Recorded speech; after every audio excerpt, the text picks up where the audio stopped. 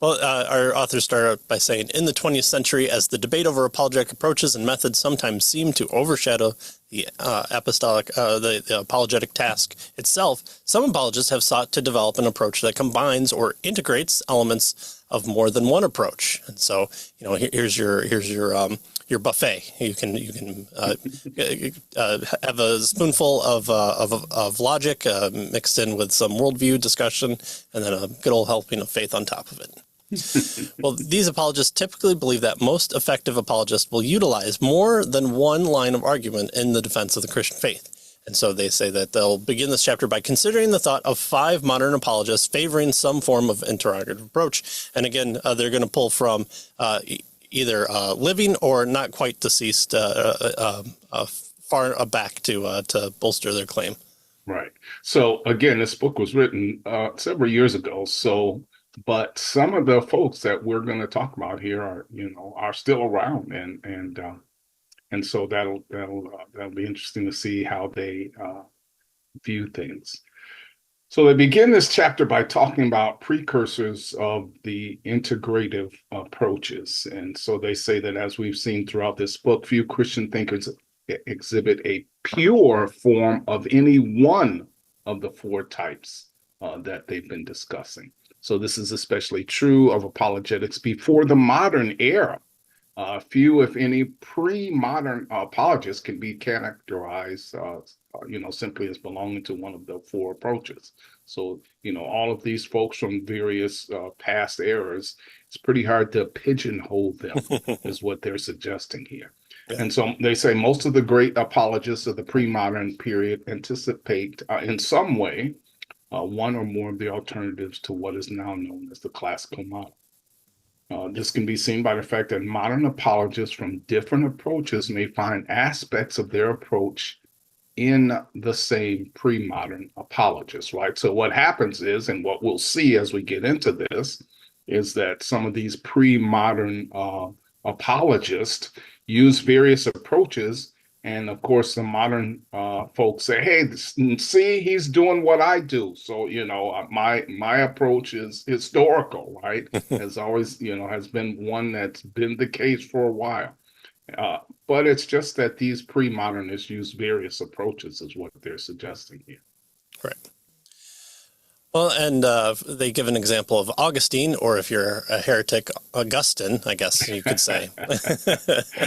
Well, Augustine, for example, is claimed as a forerunner by classical apologists, especially through, not exclusively, because in his earlier writings, he made extensive use of arguments for God's existence. Reformed apologists, though, find Augustine on a trajectory leading toward their approach in his later writings, in which the authority of Scripture and the sovereignty of God are given special emphasis. And the Reformed and the non-Reformed people will also rend Augustine in two as well, depending on if you want to talk about his soteriology versus his ecclesiology.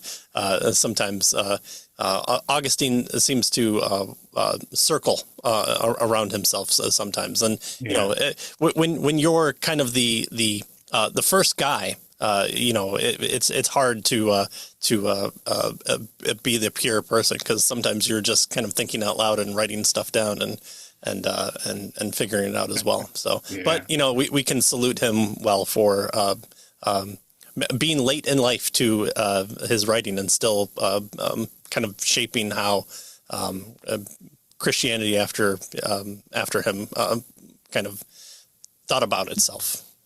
Yeah, good. The next one they talk about is Thomas Aquinas, and he's claimed as a forerunner of the classical approach because of his emphasis on Aristotle and deductive reasoning. Sure. And yet he's also claimed as a precursor of the evidentialist approach because of his 5 ways that are all based on observed characteristics of the world, and because he insisted that apologists and their arguments are based on reason could only yield probable conclusions. And of course, surprisingly, they tell us that C. Stephen Evans has argued that he can also be read as adhering to a kind of moderate, rational theism, on the grounds that he clearly affirms that faith requires some beliefs that are above reason. So there you have, Aquinas is all over the place with regard to what these folks claim that he represents in terms of the apologetic method. Right. And if you have written as extensively as him, you could probably fit in about 6 or 7 other approaches on there as well. Yeah. Yeah. The project isn't to comment about Aquinas. It's about reading him and then you still having life left in order to comment on him. Well, and then, of course, our friend John Calvin. All Reformed apologists claim John Calvin as the forerunner of their apologetic tradition, of course. Yet most also admit that in some ways he remained part of the classical tradition, notably in Chapter 8 of Book 1 of the Institutes, where he presented a traditional line of arguments defending the reliability of the Bible and its supernatural claims. The aspects of Calvin's theology has enabled classical apologists of the Reformed theological persuasion, such as B.B. Warfield and R.C. Sproul, to defend their approach as consistent as a constant with him. And Sproul has argued against Bonson in a debate that I think it's only text. I don't think it was recorded, but it seems. No, I think you can find it recorded. Is it audio? Okay. Yeah, okay. audio. Yeah, I don't think there's video, but I think there's an audio recording. I guess I've only read it, but that was pretty interesting to see, because you would think Sproul would latch on to anything that is remotely high God honoring and rooted more in a pure reform sense, but he takes the evidential approach. And B.B. Warfield, I mean, you would almost want to claim him as a presuppositionalist, and I think reading his work, he does have some skirts of that as well, but he falls into the camp that he does as well. Yeah, actually, I think Sproul is classical. Oh, is he classical? Okay, yeah, that makes sense. Yeah, two-step approach. He's really big on that.